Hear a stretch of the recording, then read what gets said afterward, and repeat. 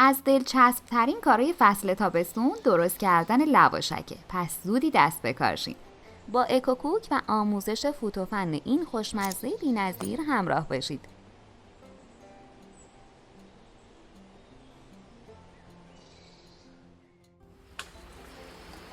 4 کیلو زردآلو و 2 کیلو آلو زرد رو بشورید و داخل قابلمه بریزید.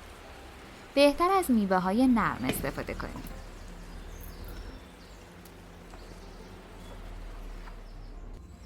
روی حرارت بذارید تا به جوش بیاد.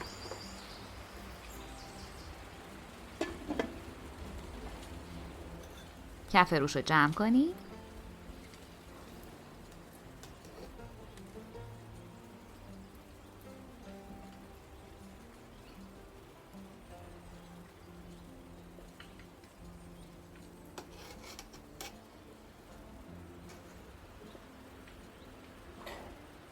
اگه هر روز سر درست کردن غذا کلی فکر میکنی و نمیدونی چی درست کنی، پیشنهاد میکنم کانالمون رو که کلی غذاهای فوری و جدید که همگی با مواد در دسترس و ساده درست میشه رو داشته باشی که مطمئنم خیلی به کارت میاد.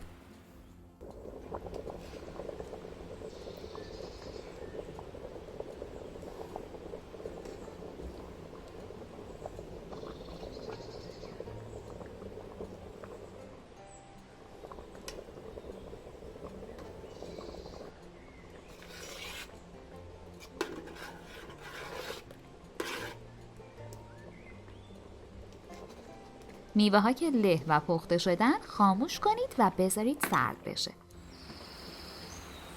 کم کم داخل صافی بریزید.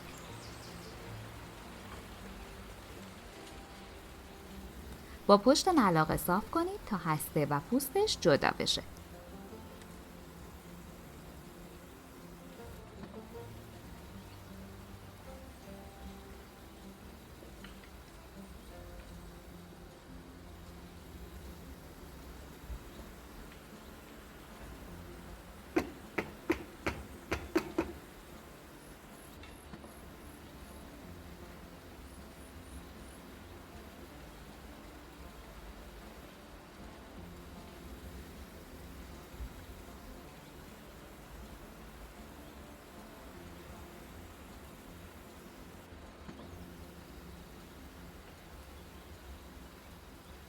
کف سینی رو کمی چرب کنید.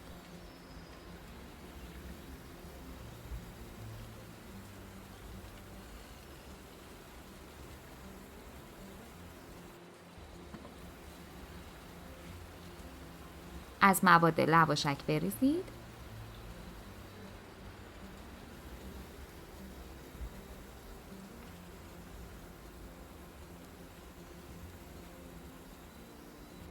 سینی رو تکون بدید تا مواد پخش بشه.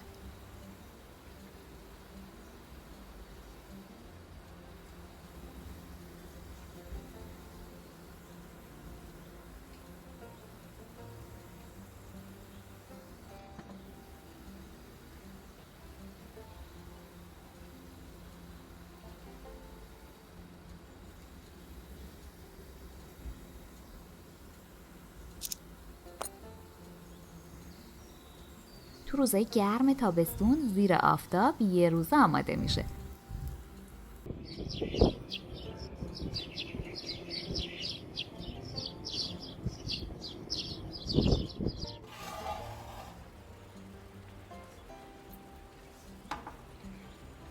به راحتی از سینی جدا کنید.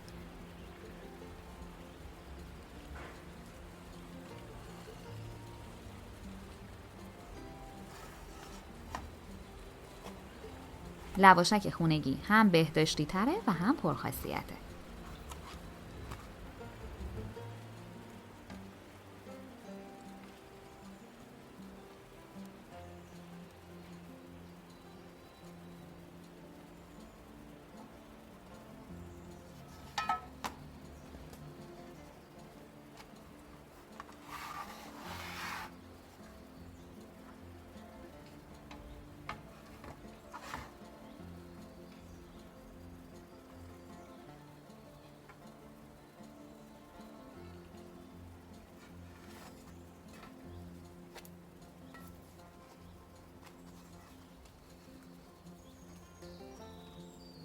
اگه از این آموزش خوشتون اومد باید بگم که ویدیوهای جالبتری هم توی کانالمون داریم که حتما باید ببینید.